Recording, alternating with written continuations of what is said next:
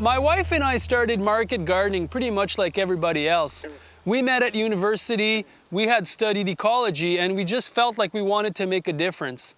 We didn't really know how, and then we stumbled across a small organic farm starting woofing. And that was the start of something interesting for us. We saw that there was a lifestyle, we saw that we can make a positive difference in meaningful ways by doing something with our hands. We knew nothing about gardening, and we just plunged right into it and learned a lot through experiences. We bought this old rabbit farm in 2004, which had 7-acre and woodlots and a 2-acre prairie, which we thought would make a great market garden. We didn't know a lot back then, but we just felt that if we went in and started doing it, we could get something going. And that's how we started. So we have a CSA of 140 families, and we also do 2 farmers market. And we have a signature salad mix that we sell to different restaurants around the area.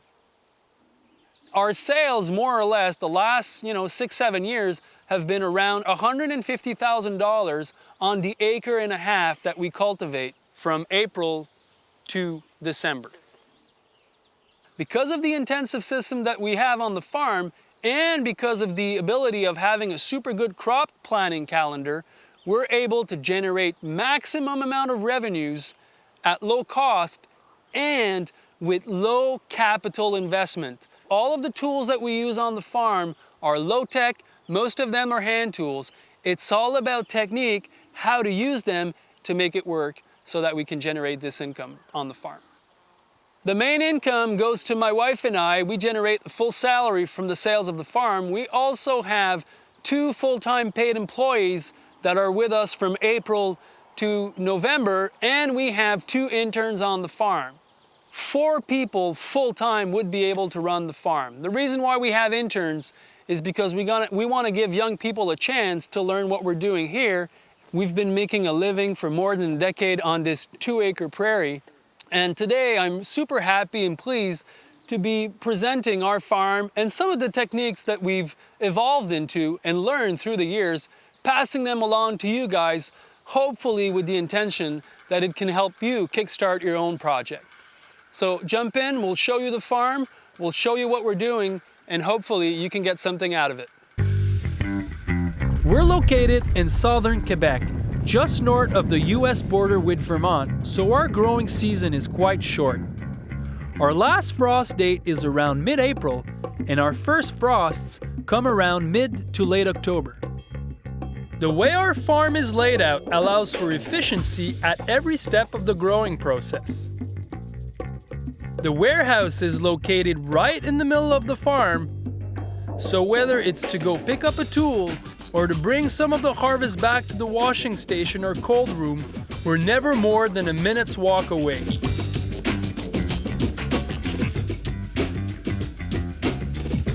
The farm is divided into 10 plots of equal dimensions that we use as the basis of our crop rotation system. Each plot is composed of 16 beds that are 30-inch wide and 100 feet long. But we'll come back to that.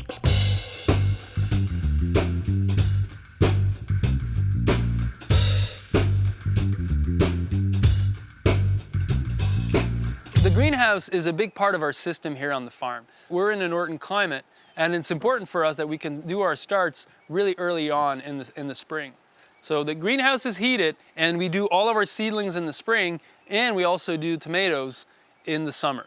We also have 2 hoop houses that come in really handy for season extension, for salad mix both in the spring and in the fall, and also for our cucumber production in the midst of the summer. So we've learned through time that most of these sensitive crops, Solanaceae, the nightshades, they grow a lot better if they're under shelter. And we want to be early at market. Reason is we're competing against other growers, and as market gardener, I think one of our advantage is to be as early as possible at farmers market with everything you can bring. Anything you can do to bring your products earlier to market, you'll be a winner that way. Using small spaces, systems that are easier to put in motions, it's easier perhaps for you than a bigger mechanized growers to come up with a solution that's going to kickstart your production. And the first one on the market is going to capture most of the sales and the retention of all these customers that come into your booth before going to that of the other. Given how expensive it can get to heat the greenhouse in February in our part of the world, we use a room in our house with south-facing windows to start some of the seedlings early on. Tomatoes are all started this way and then moved into the greenhouse in March when we start heating it. When setting up a greenhouse or hoop house, consider that the north-south orientation is better for light distribution during the growing season, but that east-west will capture more sunlight in the winter months. If you're using your house for season extension, east-west is probably your best bet. I recommend using low-tech, simple systems for heating, irrigation, and ventilation of the greenhouse. This will help reduce your setup costs. Remember that proper ventilation is critical in your greenhouse if you want to avoid fungal disease. We'll even go as far as turning up the heating system during the summer months to get rid of our excess humidity. So we're now in the nursery, and most of the vegetables on our farm, that's where they start their lives. We set up a nursery every year, and we try to grow transplants as much as we can, even the smaller one like beets and spinach. The reason is it's a lot easier to control the germination, and it allows us to have part of the growing period inside the greenhouse. We've set for conventional cell flats or plugs, which are commonly used and I think the easiest and most effective way to proceed. They're always standardized with their width and their length, but you can have many different cells. We'll use either 72 or 128 cell flats depending on what we're seeding. Filling up the trays, it's pretty straightforward. You'll get your soil mix that is just a bit wet, and then you'll fill up the tray this way. Clean it up, make sure there's no excess, and then you drop it, and that creates a cavity that is necessary for when you'll be dropping the seeds. I'll take my excess soil, bringing it into over here. The quality of the soil mix is critical to the success of your seedlings. Just a small amount of growing medium has to give young plants everything they need for a good start, so you really can't improvise. It's possible to prepare your own soil mix, but for a few years now, we've been purchasing ours from specialized suppliers. It's much faster, and in the end, it worked out to be cheaper. When you're stacking the trays, it's important that you stack them in a cross shape so that they don't compact on each other. All of the soil that is left over, I put in a box, then I'll put back later on and reuse, so I'm not losing any soil while I'm preparing my seed mix. So we're seeding salads, and I'm using this little device. It's a little hand seeder, filling it with the seeds I need, and then there's different holes. And you'll find the right hole for the seed size that you're using, and then it's just a matter of getting the hang of it and dropping the seeds one by one. So this little handy device works better than in most often case if you're doing it by hand. The other option is also to just roll them like that. So you can try both and see what you like best. The next step is to take soil mix that is really dry, that I haven't wet, and I cover everything up. I'm doing mini heads of Claremont. It's a French cultivar that's really nice. Putting this on masking tape, identifying my tray, and we're ready to go. Plants that spend a longer time in cells, such as tomatoes, peppers, cucumbers, or eggplant, will be potted up from cell trays into individual 4-inch cells for an additional 4 to 6 weeks. Potting up not only saves space when the heated area is limited, but also provides the transplants with new potting mix rich in nutrients. This is a vacuum seeder, And this is just an amazing gizmo. We use it to really speed up the amount of time it takes to prepare a seed tray. So what it is, it's a wooden empty box connected to a vacuum cleaner, and the vacuum cleaner will suck the air, and you'll drop your seeds on this plexiglass that has holes that are set to go in the middle of each tray. You drop your seeds on it, and then the air from the vacuum cleaner will suck the seeds into the holes.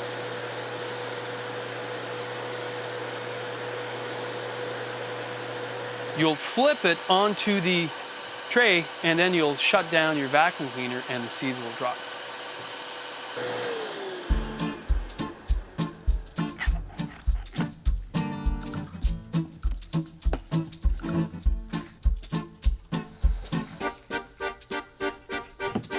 When you're watering your seedlings, it's important to do it in 2 phases. The first one will only get the surface of the soil wet, but the second one will ensure a deep watering of the plants to promote root development. This important principle also applies if you're watering plants in the fields. Also remember that watering seedlings early on with water that's too cold will slow down their growth.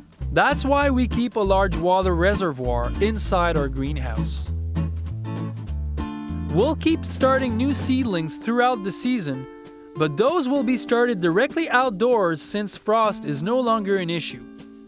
We always produce more seedlings than we need for the farm, and we sell our surplus after the first round of transplants in the field. The sale of seedlings to neighborhood gardeners gives us an extra income at a time when we don't have any vegetables to sell. The space occupied by our nursery in the greenhouse will be converted to tomato production once we've taken the seedlings outside.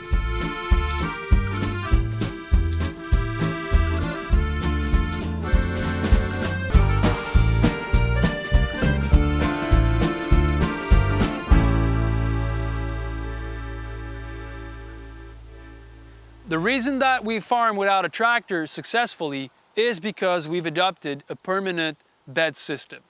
We've shaped the bed once using shovels many years ago, and we've been cultivating the surface ever since. We get around using less than $300 of gasoline that we put in our BCS walking tractor every year. Basically, we're using almost zero fossil fuel because we're simply not moving earth around. Because they're permanent, you're standardizing much of your operations. So the first thing that you need to take into account is how to orient your beds. Is it north, south, east, west? That's not your main priority. You need to be orienting your beds for channeling excess water out of your growing space. If you have a slope, you want to orient your beds in line with the slope so that any excess water from excess rainfall will be drained away from your growing area. Another advantage of the raised bed, and that's an important one, is that you're always circulating in your pathways. So you're limiting compaction to only the area where you're not growing, which is really makes a lot of sense. By adopting this strategy, you're allowing almost zero compaction to happen, you're not moving a lot of soil around, you're raising your beds, making sure that all the excess water gets drained away from your growing area. So there's a lot of advantage that are built in to this fundamental way of using bed systems that are permanent. Then it's just a matter of finding the right tools to direct seed your crop, transplant your crops, and to work your soil the least you can to create this biologically active soil that's going to allow your crops to really thrive. Raised beds provide better drainage and allow the soil to heat up faster in the spring. Because they're permanent, we end up applying amendments only where they're needed, on the beds themselves, and not all over the field like a manure spreader would do. So when we're talking about permanence, we're talking about designs and customization. Our beds are 30-inch wide and our alleyways 18-inch. One of the reasons why the alleyways are 18 is that you want to make sure that when you're harvesting in a crouching position, you have enough space not to disrupt or to break the crop that is leaning in the back. One of the other reasons why you want to work in 30-inch bed system is that, again, in a crouching position, you have access to the center of the bed without hyperextending your back. This might sound like something not so important, but consider this. Harvesting is half of the workload on the farm. That's what you're going to be doing half of the time that you're working in your market garden. So you want to make sure that you're comfortable doing this, especially if you're thinking about making a career out of it. 30 inches is also the width of most of the tools that we use, including many of the attachments made for the BCS walk-behind tractor. The beds are standardized in their width, but also in their length. All of our permanent beds on the farm are 100 feet long. That makes it so that all of your row covers, drip irrigation, sprinkler lines, you need less of them because they're all the same size and you can move them around anywhere you want on the farm. We're using the bed, the 100-foot bed, as a unit of measure to calculate all of our inputs and also the yields of our productions. The beds don't need to be 100 foot per se. They could be 30, they could be 40, they could be 60, but they should all be the same length. So that's how you create uniformity and versatility on your farm.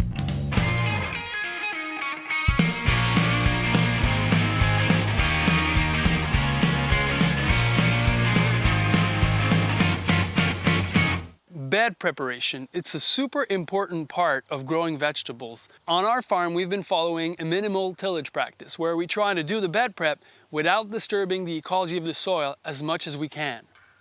We start with a bed that was covered with a plastic tarp. The tarp kills the weeds and speeds up decomposition of vegetable or green manure residues. When you remove it after a few weeks, you'll have a clean soil ready to be worked with. Every other year, we use a rotary plow to reshape our beds as they tend to level down over time. This attachment to the walking tractor takes the soil in the alleys and throws it back onto the bed, giving it more height, thereby increasing the depth of drainage and the growing space for plant roots. A pass with the broad fork then decompacts the soil down to about 12 inches, but does so without disturbing the soil's ecology or structure. Of all the bed preparation tools that we use on the farm, it's the only one that goes any deeper than the first few inches. This is definitely one of the secrets to creating a healthy soil for your plants to grow in. During the first years, we focused on building up the soil by applying 5 or 6 wheelbarrows of compost on each of our 100-foot beds. Over the years, our soils have improved a great deal and have a lot more organic matter, so now each bed will receive compost only every other year. For fertility, we also use a mix of vermicompost and chicken manure.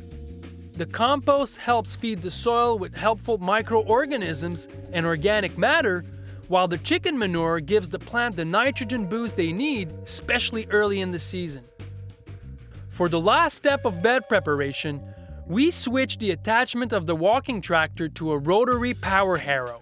The tines of this tool mix in the amendments to the first few inches of the soil, while the roller in the back firms and levels the ground. One pass with this tool leaves us with a bed that is perfectly conditioned to be seeded or transplanted in. Following these guidelines, it takes me about 45 minutes to prepare 4 seed beds that are all 100 feet long. I think we've found a technique that is both ecological, economical, but most importantly, very efficient. So we're using not a lot of fossil fuel, we're creating great habitat for the plants, and we're doing it with tools that are not expensive. The walking tractor we use is an Italian-made BCS unit. It's versatile, robust, and designed to do soil work on small cultivated areas. Just like a 4-wheel tractor, it can run different tools from a single power source, and its handlebars are reversible, so you can mount attachments in the back or in the front.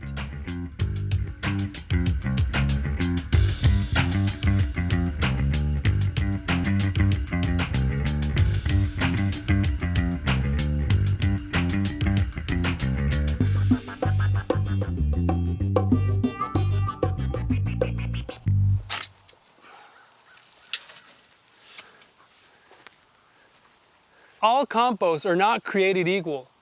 Make sure that you're using the best compost possible. And if you don't know how to make it right, you should buy it. That's what we did since we started the farm, and I would even argue that it's one of the biggest factors to the success that we've had over time. By collaborating with people that knew what they were doing, we made sure that we were adding premium compost to build up our soils. It's not easy to make premium compost. So again, if you can't make it, or if you're not dedicated enough to really learn how to do it well, why not just buy it from somebody that is specialized in it? Our strategy for when and how much to fertilize is directly related to our crop rotation. As I mentioned before, our farm is divided into 10 plots of equal dimensions. On each plot, we aim to grow crops of the same botanical family or with similar fertilization needs.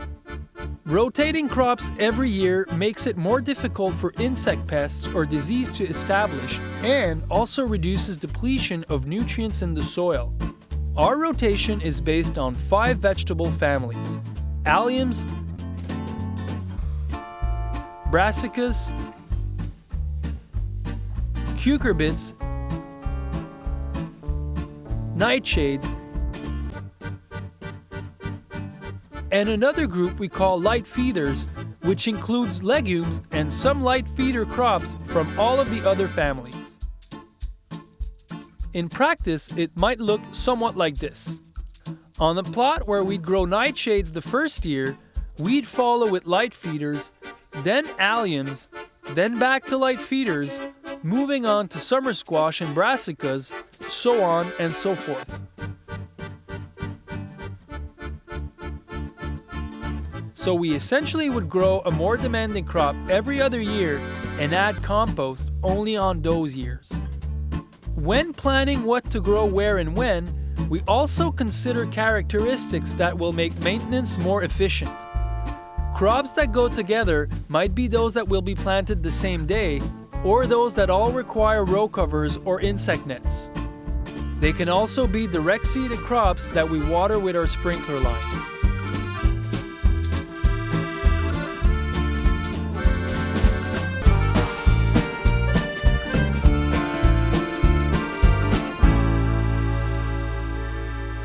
So one of the things that we've talked about is adding fertility to the soil by adding compost or natural fertilizers. But there's another way to do this by relying on what is called a green manure. Green manures are a crop that you're growing not to sell for market, but for different purpose, namely to add fertility to the soil. When you're growing certain legumes, such as peas, vetch, clover, these plants have the amazing capacity to take the nitrogen that is present in the air and bring it back down to the soil. And so when you're growing these legumes, you're actually adding nitrogen into your soil. For this exchange to happen though, there needs to be certain bacteria that are present into the soil. These rhizobium, they create little nodules on the root system which will allow this process of nitrogen fixation to happen from the air to the soil. And you can simply pull out the roots and verify if you have them in your soil. If you don't, it's not a problem because you can always inoculate your soil with these special rhizobium. Green manures have different functions, and there's a lot of green manures that you can grow, and you can always have a lot of combinations between, oats and peas, rye and vetch, whatever. What's important is to try to figure out what you want to do, cover up the soil in the spring and in the fall, suffocate weeds by growing something that grows really fast, such as buckwheat. There's all sorts of green manures that you can use with different functions, and the trick is to have the whole arsenal of them at your disposal to do many different things in the garden. One thing you need to know about green manures is that when you're growing them to add fertility to the soil, you're going to mow them and bury them. And it's going to take up to 2 weeks for your soil to digest these green manure before the soil is ready again to be seeded in. It's great because you're growing your amendments on site, but it's taking up a lot of space and time in your garden. this is valuable growing space. And that's why we're always looking for ways to either grow green manures, short green manures before a crop or after, or even to grow them while you're growing your crop. One easy example is you'll be having broccolis that are there, and a couple of weeks before you're ready to harvest them, you'll broadcast different seeds of green manure onto the soil, and eventually, as soon as the broccoli's heads are harvested, you'll have the green manure that is all reestablished and ready to take up the space. So it's really important never to leave your soil bare, especially in the winter months. So green manures or cover crops are then a great way to make sure that you're not doing that. Certain crops like rye in my northern Canadian climate can be seeded all the way up to October and November.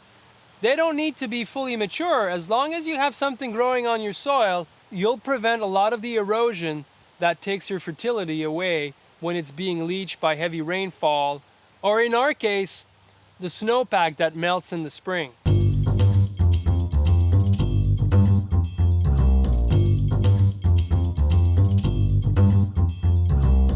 So here we find ourselves in front of a really nice green manure of cowpeas that I've seeded 5 weeks ago. The traditional way of incorporating green manures is to till them under using a rototiller. That way the nitrogen gets back into the soil. In accordance to our minimal tillage approach here on the farm, we want to avoid the rototiller as much as we can. So the way we're going to go around that and making sure that we're still doing green manures is that first of all, we're going to use a flail mower to shred the green manure into bits and pieces. And then we're going to use a rotary plow to take the dirt from the aisle and shoot it onto the bed, burying the green manure into the top inches of our permanent beds. So this way we're not disturbing the ecology of the soil in the beds. This is a minimal tillage approach to dealing with green manures. To speed up decomposition, we'll then cover the beds with plastic tarps for 2 or 3 weeks. What's so great about these tarps is that when there's a crop residue, you can just apply these tarps and come back a couple of weeks later, nothing will be left underneath the tarp except good black soil. So it's a great way to clean up your beds without using the rototiller. Generally speaking, these tarps, we'll leave them for from 2 to 4 weeks depending on temperature. If it's really warm in the summer, it's going to go a lot faster to decompose the organic matter. If you're in the fall or in the spring, you might need to plan for more time, at least 4 weeks. It really depends on what's underneath the tarp and how warm it is above ground.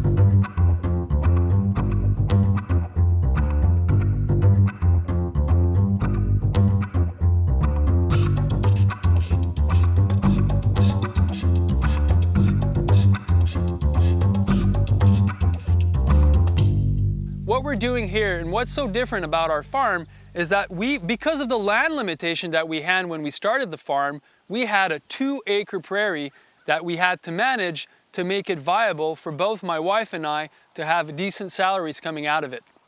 So first of all, we wanted to have the crops spaced as close as possible so to have more yields per acres.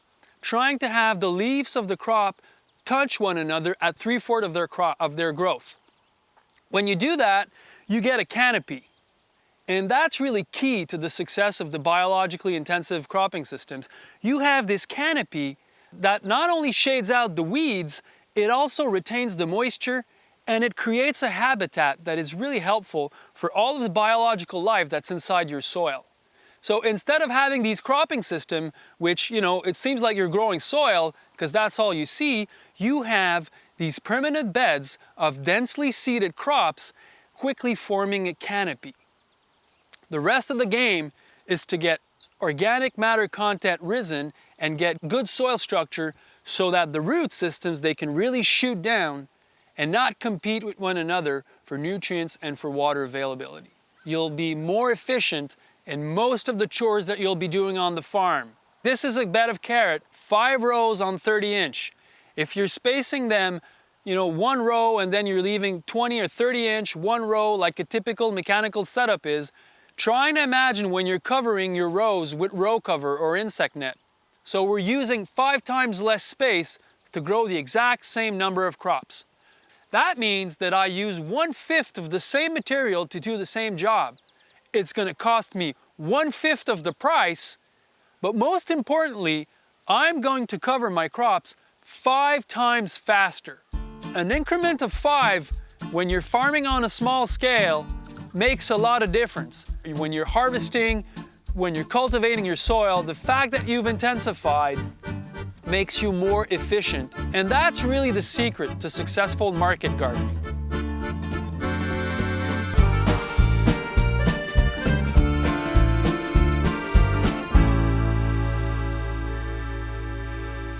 So here we're ready to transplant some lettuces. And usually on the permanent beds, the way we go about preparing their seed beds is we'll use the broad fork and also the power harrow on the BCS walk-behind tractor. I understand though that not everyone is going to get a big power harrow or such a big power unit for their market garden or their urban farm. So a nice alternative to that is simply to use a wheel hoe.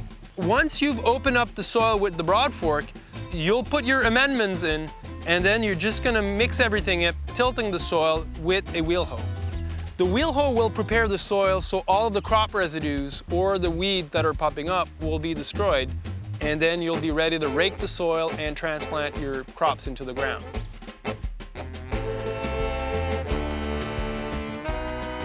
We've prepared the seed bed really nicely. Now we're getting ready to transplant, and it's important to mark the rows. So to mark the rows, we use these interchangeable plastic tubes that we simply fit on the tine of the bed prep rake. And depending on if you're doing 4 rows, 3 rows, 2 rows, you can easily change them. So today I'm doing lettuces. So this is 3 rows. You go like this, and we'll mark our rows. The goal here is not to have perfectly straight lines, but to maintain equal distance between the rows. This will greatly simplify the job when you come back to cultivate with tools such as the stirrup hose. Once you've marked your rows along the length of the bed, you can easily mark plant spacings by using the rake in the other direction. Before you transplant, you'll want to make sure both your plants and the soil are wet enough. This is important for rapid root uptake. We water the cell flats thoroughly before transplanting, and unless the soil's already wet, we also water the beds, at least along the rows where we'll plant. When you're doing intensive spacings, then there's a lot of transplant per square foot. You want to be doing this as efficiently as possible. It's all a question of diminishing each gestures to save seconds here and there. I've did the grid line, so that's a great start. We don't need to be thinking about our spacing anymore. You'll take your plant, take your 2 fingers, put it in the ground, boom, and then move on to the next one. A lot of people, they spend too much time is to make holes and then put it on and then go like this and that. And then I just take twice as much time to do the same task. And multiply these seconds by the number of plants that you need to put in the ground, it makes a difference. It's critical to keep the ground moist for the next few days following transplanting. If plant roots don't have enough water at this stage, the crop will be fragile for the rest of its life.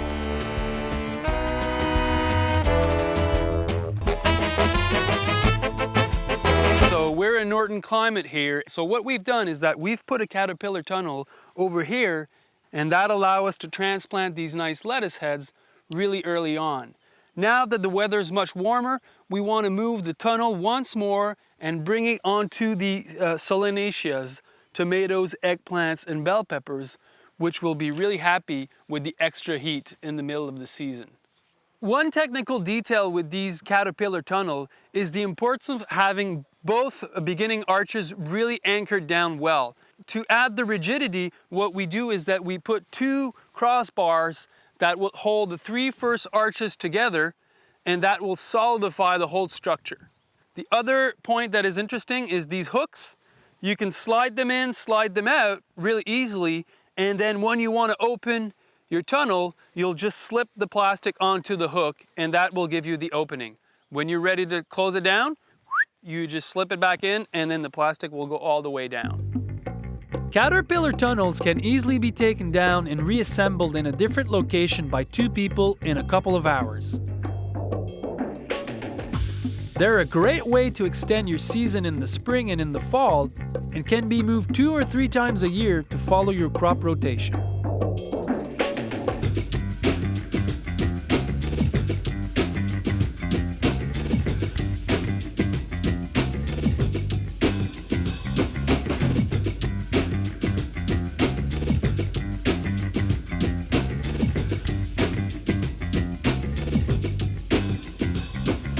These caterpillar tunnels, you want them to be really short when it's the spring and there's heavy winds.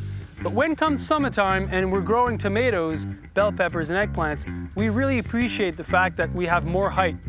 So what we do is we have these extenders that we put in the middle of the summer, and then in the fall, again, when we have crops that are shorter crops, we'll remove them and we'll have a smaller caterpillar tunnel.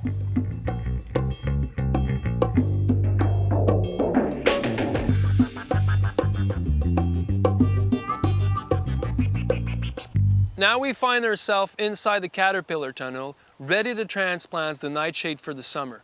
We need to make sure that both the plant and the hole are really wet.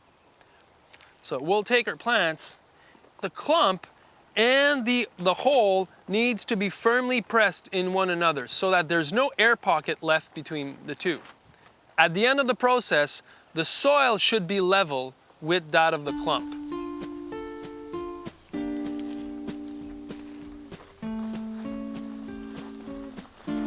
Firmly press it into the soil, and then we're good to go.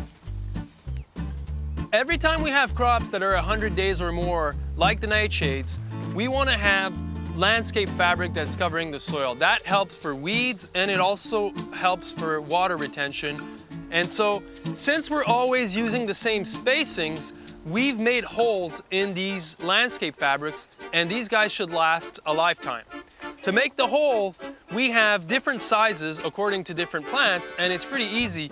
We burn a hole in the landscape fabric using a blowtorch.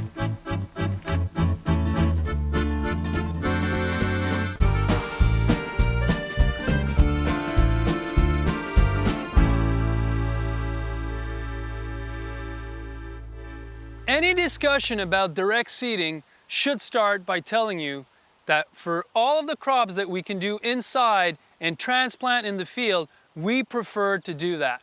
Transplanting and starting your seedlings inside the greenhouse guarantees that you'll have good germination rates, uniformity when you're transplanting, but also it allows you to have more lag time with your successions. When the seedlings are in the greenhouse, they don't occupy bed space. This being said, there's a lot of crops that you can't do with transplants. You need to be drop seeding them in the garden. When we started market gardening, we would do this by hand. I remember Modelaine, she would be really fast and just go at it, rolling the seeds one by one, dropping them by hand. Then eventually we learned about these precision seeders that made our life so much easier. If you want to be successful as a market gardener, you need to adopt these precision seeders to use them correctly and properly to get both the singulation of the seeds and the proper spacings on the row. One of the key elements when using these precision seeders is to have a clean bed. You need to make sure that your soil is level, firmed, and all of the debris, rocks, weeds, whatever, are removed, making sure that your seeder won't jam when you're using it in the soil. Also, you need to make sure that the soil is dry enough. As a general rule of thumb, if you're taking up soil and it's not forming a sticky ball, then you're ready to go and you won't be clogging your seeder that way. The second thing is that you want to make sure that you're measuring your densities to make sure that you're putting enough or not too much of the seeds that you're dropping. I do this by measuring with a scale the weight of the seeds in my package before I seed. Then after I've finished seeding, I'm going to measure the package again, and then that's going to give me how much seeds have been dropped in the ground. I have with me targets that I've measured over years, and since all of our beds are 100 feet long, it was pretty easy to figure out, let's say 4 rows of carrots on 30 inch, I wanted to have 20 ounces of seeds for optimal spacings. So I have targets for all of my crops, and then I compare what I've just done with my targets. If I've put too many seeds in the ground, I can adjust my seeders, and if I haven't put enough, then I'm not gonna wait 3 weeks to figure it out, and then I can just do another pass with the seeder. I'd rather put more seeds into the ground and thin them than have holes on the bed. At the farm, we use different hand-push seeders depending on which crop we're seeding. The Swiss-made Glaser seeder is simple and well designed. It can be adjusted for 3 different seed size, and we find that it generally works well for small seeds, particularly round ones. It doesn't bury the seeds, so you have to come back with a rake to finish the job. The soil must also be really firm and level to get good results with this seeder. The Earthway seeder is a push-type seeder which drops the seeds into a furrow created by an adjustable opening shoe. Earthway offers several plates for different seed size or spacings.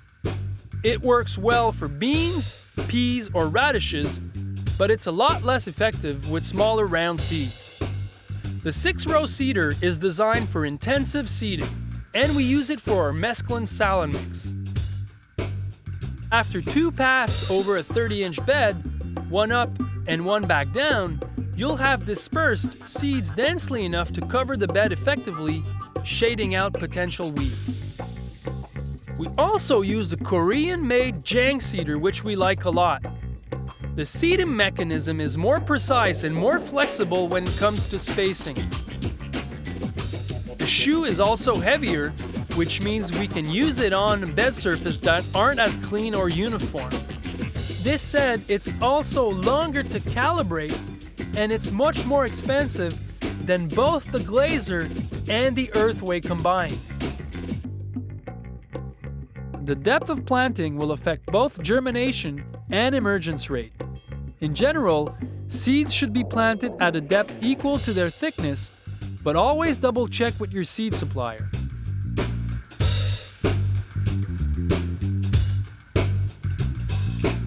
A great time and space saving technique is to do intercropping.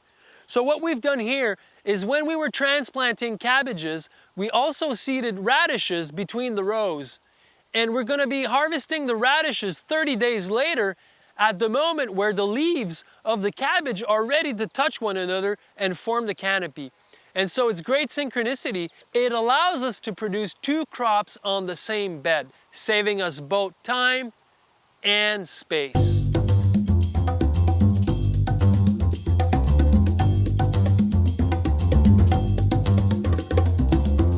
Here we find ourselves in the hoop house preparing a seed bed in the middle of the season. I grow in a northern climate, and so we'll try and do as many successions as possible, doing first seedlings in the spring, summer, and in the fall. I've never really liked to use the walk-behind tractor inside the hoop house because it's hard to maneuver and it creates some nasty fumes that I don't want to handle. I've replaced the walk-behind tractor with a small cultivator that shallowly works the soil, mixes in the amendment on the first inch, and that is powered by a battery drill. This tilther is just the perfect companion if you're either not ready to scale up to the full-on walk-behind tractor, let's say you're on a smaller parcel, or if you're in an urban farm. But here, we use it mainly to do our bed prep inside the greenhouse and all of our hoop houses. The drawback to this little gizmo is that small rocks tend to jam the mechanism, so you need to take time to remove them using your bed preparation rake.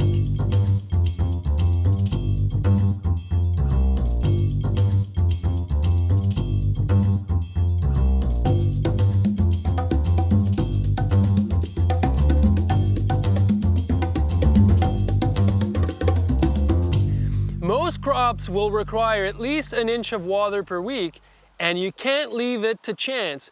You need to make sure that your watering system is fully functional from the start of the season to the end in case there's a drought, a strong heat wave, or simply when you're direct seeding into your soil, making sure that you're keeping the surface of the soil moist and wet throughout the germination process. On the farm, We use mostly overhead sprinklers because you can water more than one bed at the same time. But we also use drip irrigation, but mostly on crops that are under landscape fabric or under a caterpillar tunnel or in the greenhouse, because we can't count on rainfall in those occasions. Take into account that drip irrigation might be great to save water, but it's a lot more work than putting overhead sprinklers. You need to remove each drip per bed every time you're hoeing between the rows. So that factors in if you're doing 2 or 3 hoeing per crops per year. That's a lot of drips to move around. To feed our irrigation system, we use pond water from a pond that we dug, which is about 500 feet away from the gardens. And to really make sure that we're not losing any downtime walking back and forth from the pump, we put an electrical pump that is wired to our tool shed located in the middle of all the gardens. This way, from the flip of a switch, we can easily turn on and off the irrigation system, which sometimes can happen 3 or 4 times a day. Each one of our 10 garden plots is served by 2 valves running from a main line going around the farm. This means we can have 2 sprinkler lines per plot, each covering 4 or 8 beds, depending on which sprinkler we use. Each line is fitted with a camlock coupler on both ends, so we can move them around quickly without having to point them in any specific direction. Whenever possible, we try to grow together crops that we know will need irrigation. This not only saves water, but reduces the number of times we need to move the lines around.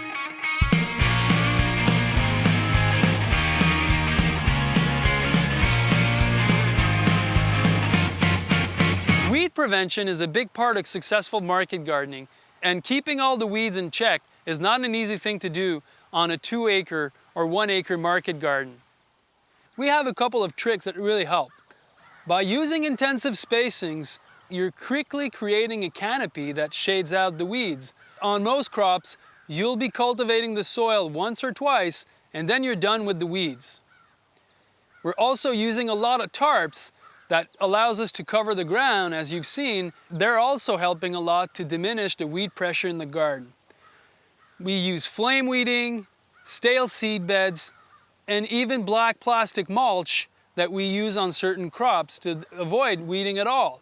But even with all of these tricks, weeds still want to pop up in the garden. And that's why we've been following 2 simple principles over the years that can really help you out finding the right way to tackle weeds. You need to be cultivating the soil and not just weeding. When I talk about cultivating, what I mean is that you're shallowly disturbing the soil using hoes. And if there are weeds that are germinating or popping up, the simple action of mixing the soil up will destroy them right there and then. By cultivating your soil with hoes, you're also breaking up the crust, allowing moisture and air to easily penetrate the soil, which should give your crops an extra fertility boost. The best time to do this is when the weeds are, just starting to show or at the 1 or 2 leaf stage. The bigger the weed, the harder it is to do the job effectively. You need to be cultivating when it's bright and sunny outside so that your soil is dry and any uprooted weeds won't have time to reroot itself. Bright and sunny and really early on is the better way to do it. And then it's all a matter of having the right hoe for the right job. We use different kinds of tools for cultivating, but our favorite ones are long-handled stirrup hoes with swiveling, double-sided cutting blades. They cut the weeds just below the surface, both on the push and pull motion, so it's very fast and efficient, but also ergonomic. When you're working long hours in the field, remember to always keep your back straight. Make sure you have properly sized tools that allow you to do so. We use 3-inch hoes for crops planted in 4 or 5 rows per bed, and the wider 5-inch hoe for crops grown in 2 or 3 rows. We also use a wheel hoe with a very wide blade for some of the crops we grow in 1 row and also to weed the pathways. Keeping your hoes sharp makes a huge difference in terms of efficiency. We sharpen them weekly with an electric grinder and we carry a handheld carbide sharpener for touch-ups while cultivating in the fields. We're always trying out new tools, and we've been experimenting with a battery-powered version of the wheel hoe, which we think could be a promising time saver for some applications. So the second thing is never let weeds go to seeds, because when that happens, you multiply your problem by about 1 million times. One Galasoga plant can give out up to 80,000 weed seeds just around it. We've been practicing this for many years, and I can tell you for a fact that we still have weeds, but we have a lot less weed pressure than we used to.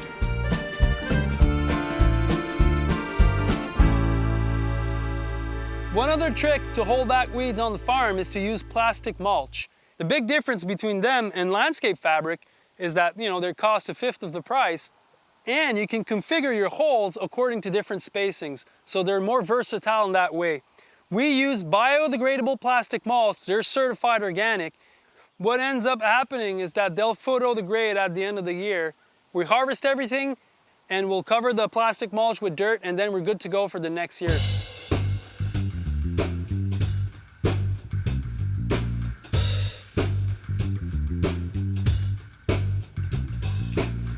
So we use a lot of mulches on the farm, landscape fabric and biodegradable mulch, and we also use some natural straw. Word of caution about using straw as a mulch is that if it comes from conventional farming, most often than not, it can come with herbicides residue that can be really noxious for your crops. If it's from an organic farm, well, most often it's pretty expensive and rare, and if you find some, you need to make sure that there's no weed seeds in the straw. Otherwise, you're creating a big mess for yourself in the years to come. The straw we use on our garlic is made from first cut fall rye. It's harvested early in the summer before any weeds have gone to seed, so it's almost guaranteed to be free of any herbicides.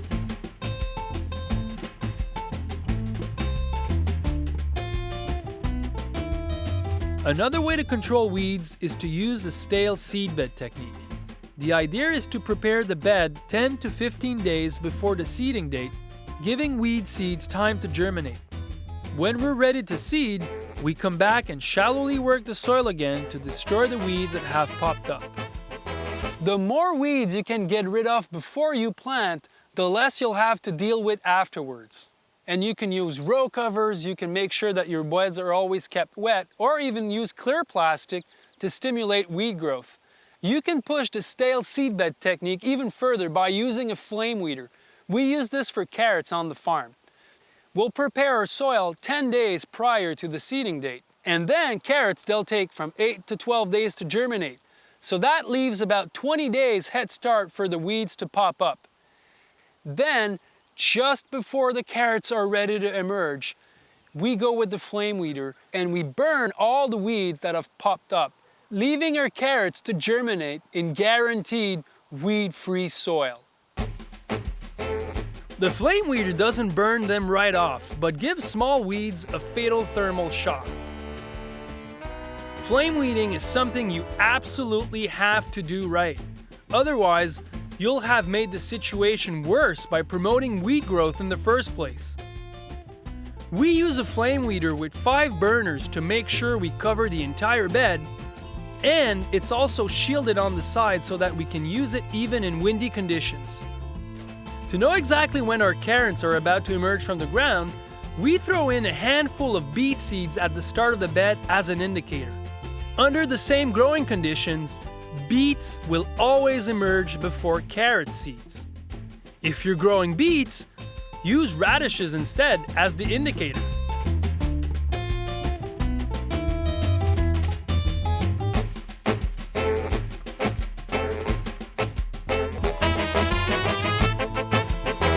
One misconception that I hear often is that if you do everything right, if your soil is prepared the right way, if you're using the right amendments, if you're doing everything right, you shouldn't have any insect problems. Well, I don't know about that, but I've been farming commercially for the last 13 years, and insects and problems with them have always been part of the scene. I've also never visited an organic farm that didn't have any insect problems. You're better off dealing with them than having this wishful thinking that they just won't appear. How we go about it is that we make sure that we know what the possible problems are ahead of time and we try to prepare for them. Our favorite solutions is these insect nets. They're a mechanical barrier that will give you peace of mind that your crops is protected underneath it. So there's different nets with different hole size, the mesh size. And that makes a difference because the smaller the size, the weaker the net is, and it's going to wear and tear after just a couple of years. There's other nets that have bigger size mesh, and these are more rugged and strong. So it's not a one size fit all. You need to know which insect you want to protect your crop against, and then you find the net for that insect. The mesh size for sweet midge is not the same one as, let's say, for the cucumber beetle.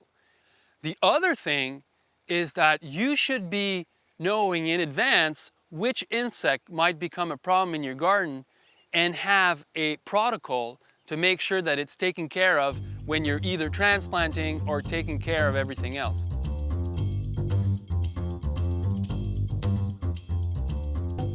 It's possible to use row covers to protect your crops against insect, but you need to remember that row covers, they trap in the extra heat. So when you're in the spring and in the fall, this is really what you want, but in the heat of the summer, when it gets really hot, that extra heat can become a big problem for certain crops. So that's why we substitute them for these insect nets. They don't have any thermal capacities, won't trap extra heat, and the crops will breathe a lot easier, and they'll do the job just as well.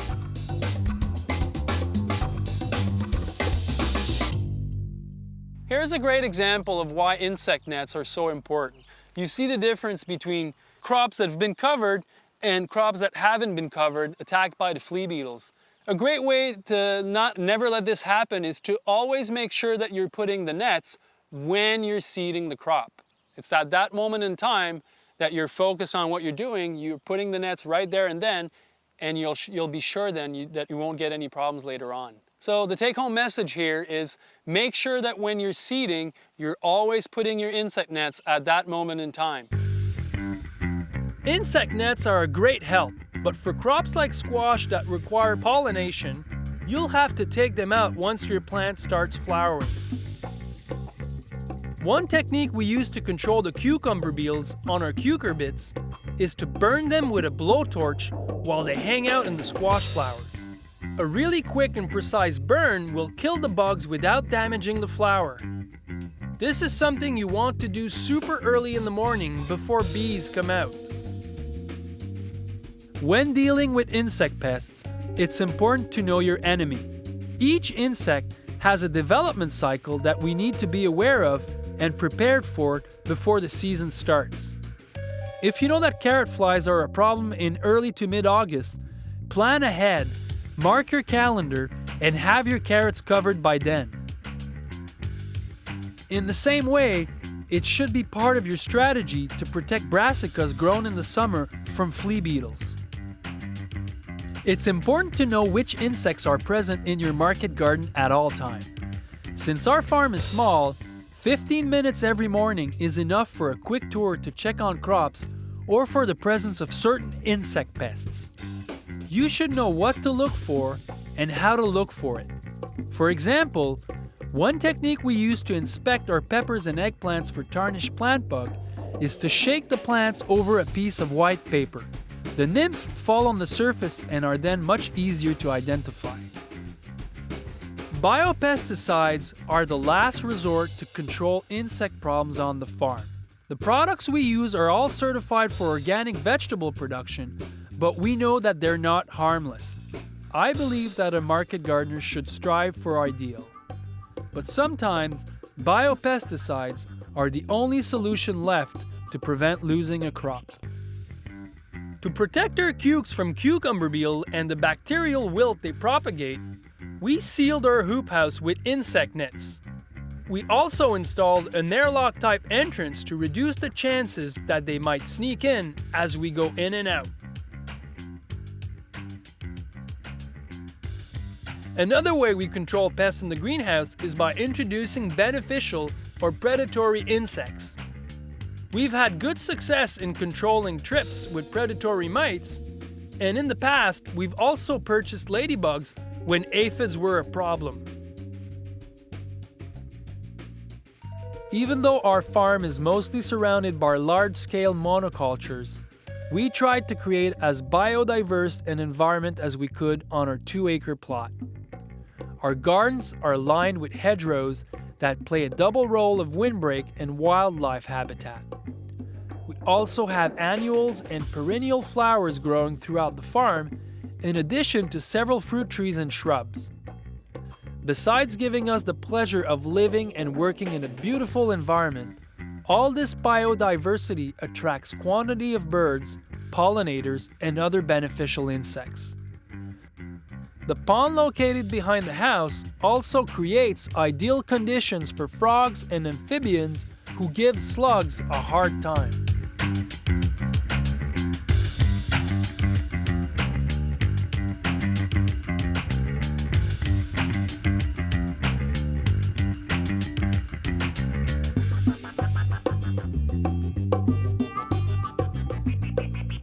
Harvesting is a big part of the work we do here in the market garden. I'd say that it's about 50% of the time that we spend on the farm is spent harvesting.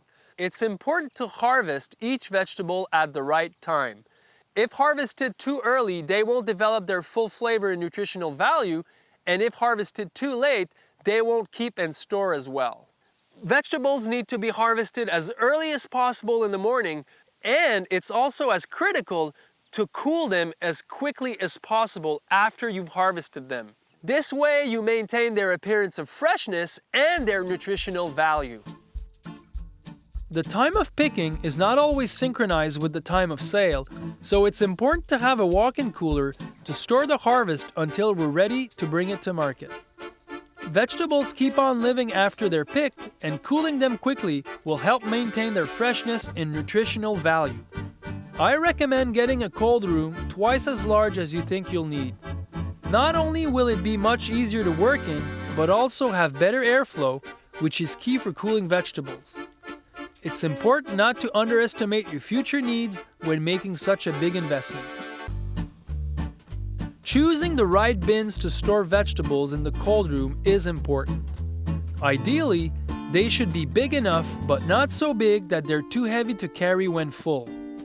They should have a closable lid to hold in moisture and prevent vegetables from drying out in the cold room. Bins should be robust and stackable so that you can pile them onto one another. They should be easy to clean and have holes in the bottom to allow wash water to drain out. We keep our cold room at 38 degrees Fahrenheit, and our main storage space is naturally kept at about 60 degrees, which allows our vegetables to cool down naturally.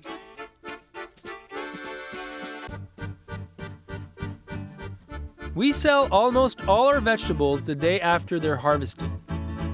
The harvest process generally happens in 3 steps: collection from the garden, temporary storage and washing, and final refrigeration in the cold room. Leaf vegetables are always the first thing we harvest, and we quickly bring them to storage. We spray them with cold water to help them cool down until the washing step. After they're washed and drained, we immediately store them in the cold room. Root vegetables sold in bunches are sorted and bunched in the garden, or brought to our warehouse to be bunched later on.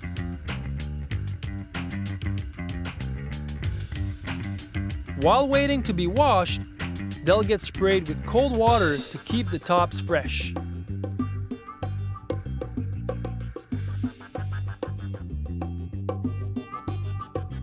At the washing stage, we rinse the bunches off and place them in storage bins.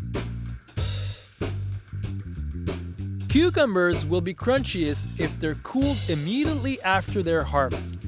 We therefore quickly immerse them in a cold water bath and then drain and store them in the cold room in a bin marked with the harvest date.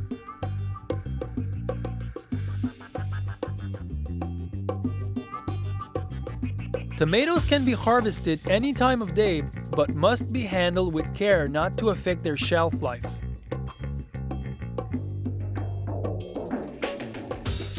We store tomatoes at ambient temperature in the same bins used for the harvest. This way, we only need to handle them once.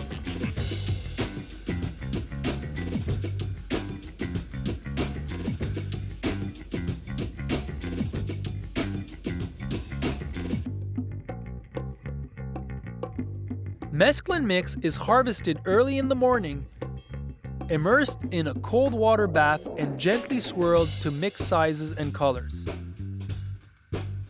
It's then spun in an electric spinner and packed into plastic bags which go in the cold room.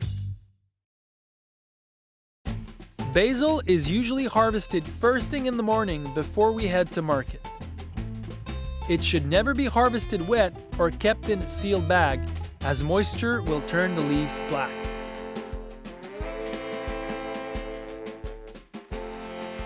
Summer squash is harvested every 2 or 3 days while the fruits are small.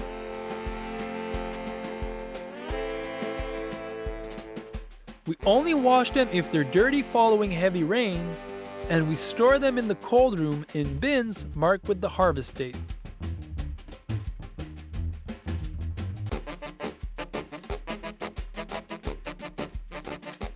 Summer onions can be harvested any time of day, and we usually save them for when most of the harvest is finished. They are bunched in the garden, hosed down to remove soil, and stored in the cold room.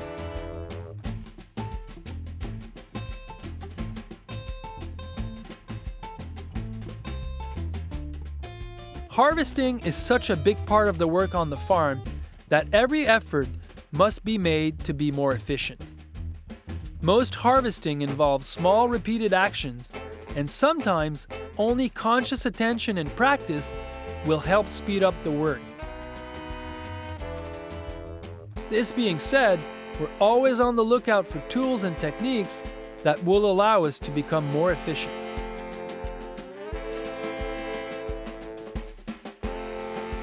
A great example of this is the greens harvester.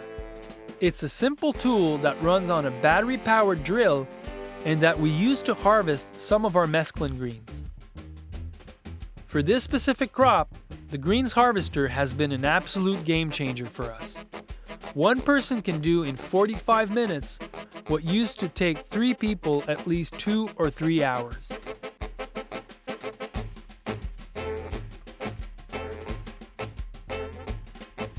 The way we've designed our conditioning area is also key to the overall efficiency of the harvest. The entryway, the main storage area, the washing station, and the cold room are all located within close proximity, so we never need to move veggies around over long distances.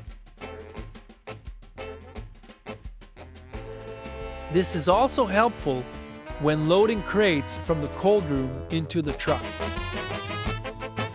So the land constraint on the farm has always forced us to look at ways to get more yields per square foot.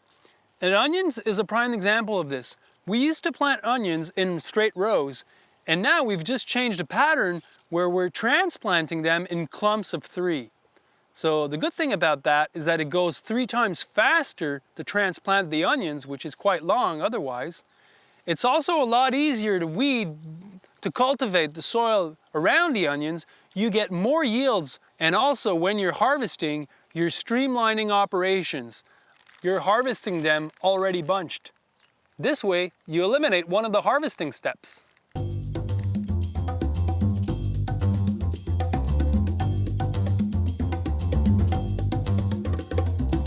When starting your market garden, it's perhaps not realistic to try and grow everything at once. Perhaps it's better to focus on certain crops that are more lucrative or profitable.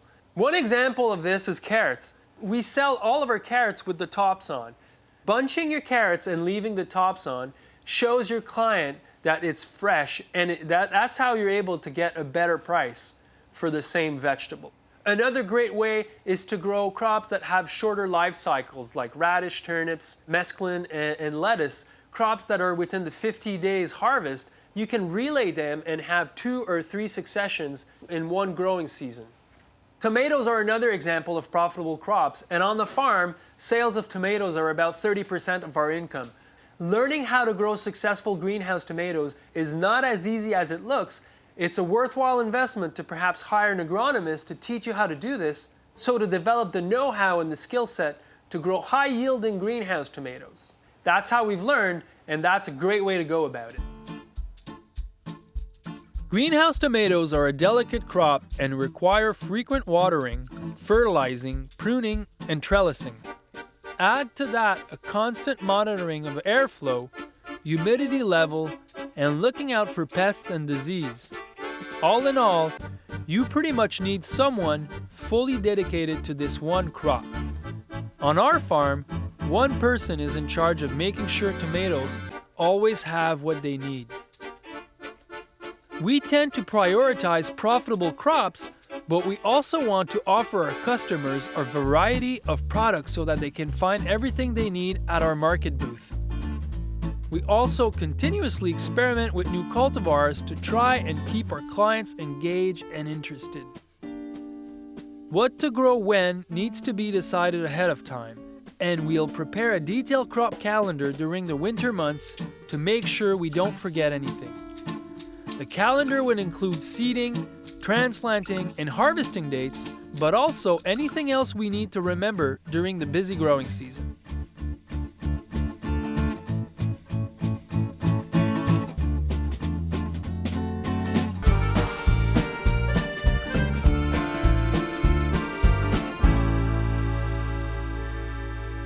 Everything we've shown you in this film didn't happen overnight. Those are tools and techniques that we've developed over several years of experimenting. And be sure that we've made many mistakes along the way. Hopefully, this film can help you avoid some of the traps that we fell into when we started out. No matter the size of your project, whether it's a backyard garden, a small urban farm, or a full-size market garden, you don't need everything that we've talked about to get started. Start small and take it from there.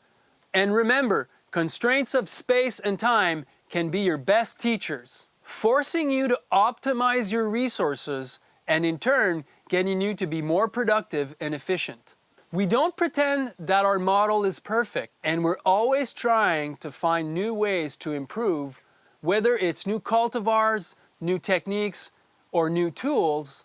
We're committed to staying small, and our goal has always been to learn how to grow better, not bigger. I believe there's never been a better time to get into farming. And I'm reminded of this every week when I go at farmers market and I meet scores of people lining up to buy locally grown, freshly harvested organic produce. And there's a lot of ways you can get into farming, replacing heavy machinery with techniques and tools that can help you develop the successful market garden. I hope that what you've seen in this video will help you understand what it looks like to have a small successful farming operation, but also how to get there, how to adopt the right strategies to make this work out for you. In the end, the goal is to get more people into farming because our world needs more farmers. There's one thing that I haven't told you, and I hope you'll understand this. Farming is hard work. And before committing to becoming a small organic farmer, it might be a great thing to go on and work one full year on somebody else's organic farm. You'll know if you like the work, if you like being outside, and you'll know if you're fully committed to this lifestyle. So if you're interested in becoming a farmer, just do it.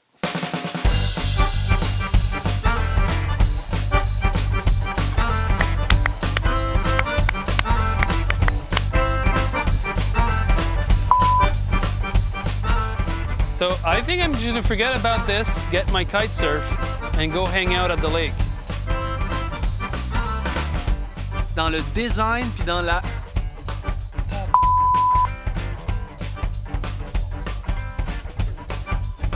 Oh, dans mon cou, et coco. Oh, ok. Oh, il me donne une émotion, là.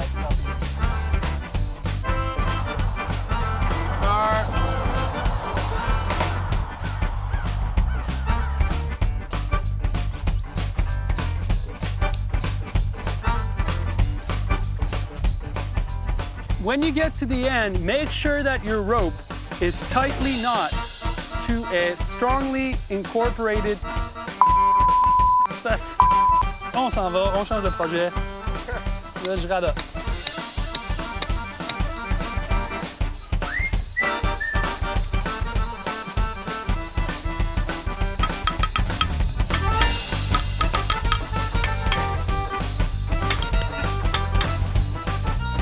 Ça roule?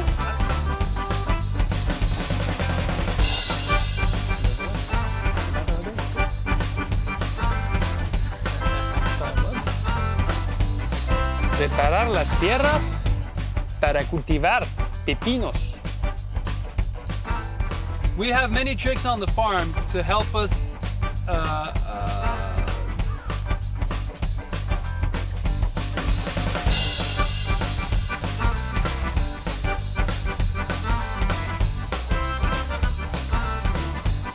You guys ready?